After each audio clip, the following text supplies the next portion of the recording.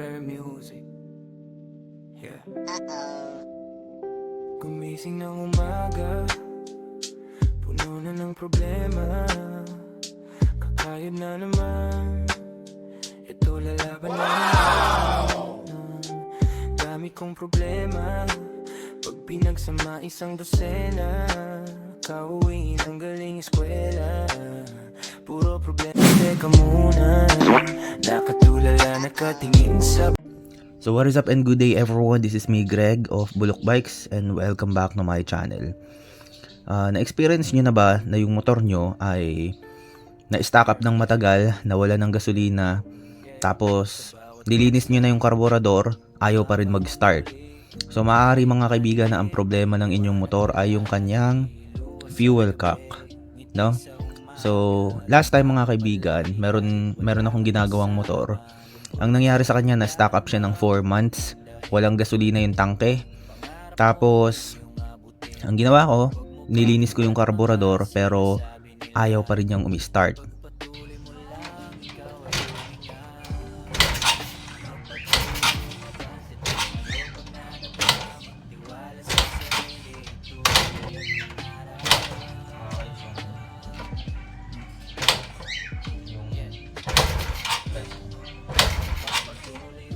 So, nung chinek ko yung yung fuel line, tinanggal ko yung hose. Tapos inon ko yung inon ko to, yung fuel cock niya. Walang bumababang gasolina.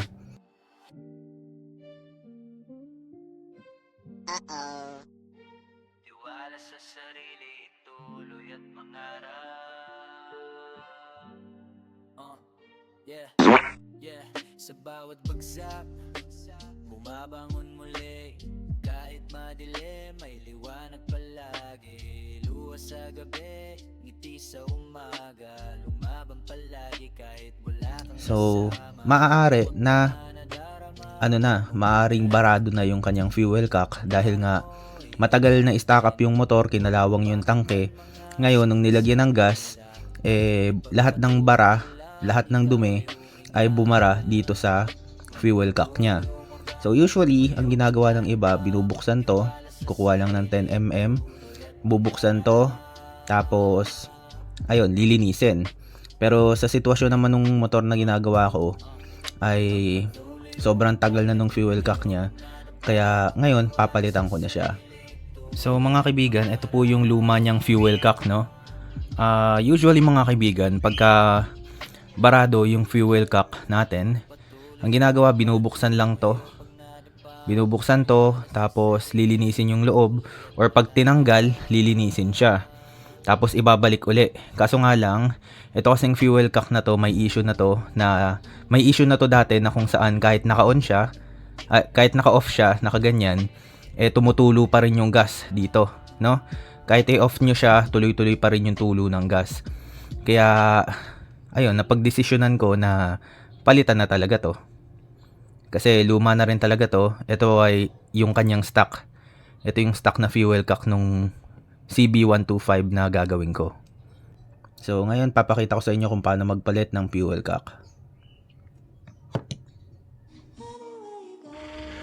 So mga kaibigan, ito po yung ipapalit ko sa kanya na fuel cock. KSR po yung kanyang tatak, and goods rin naman yan, matibay din naman siya.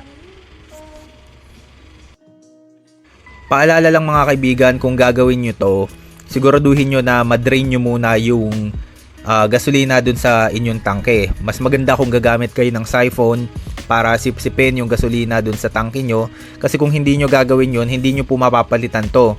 Pagka may laman po kasi yung tangke natin, tapos tinanggal natin tong fuel cock, matatapon yung gasolina na laman ng tangke natin. Basta sayang lang.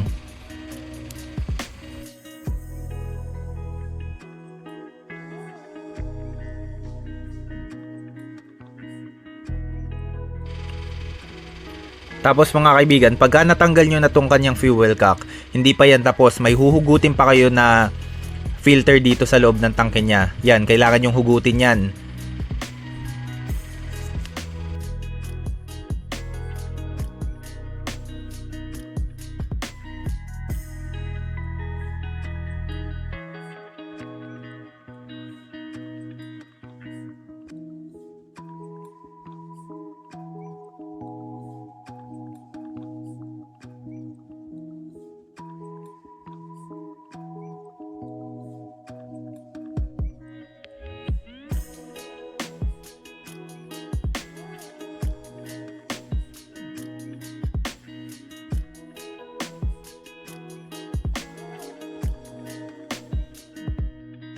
Ito na po siya mga kaibigan nung naikabit. Ngayon testing natin kung bumababa na yung gas.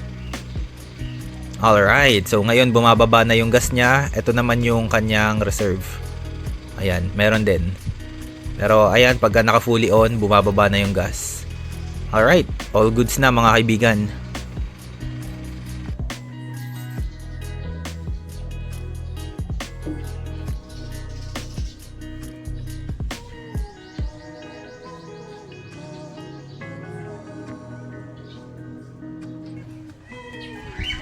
Kung may mga tanong kayo mga kaibigan, just comment down below and pipilitin nating sagutin yan. Lahat po ng mga nagtatanong dito ay pinipilit po natin sagutin para makatulong tayo sa ibang tao. Yun lang po, maraming salamat, paalam.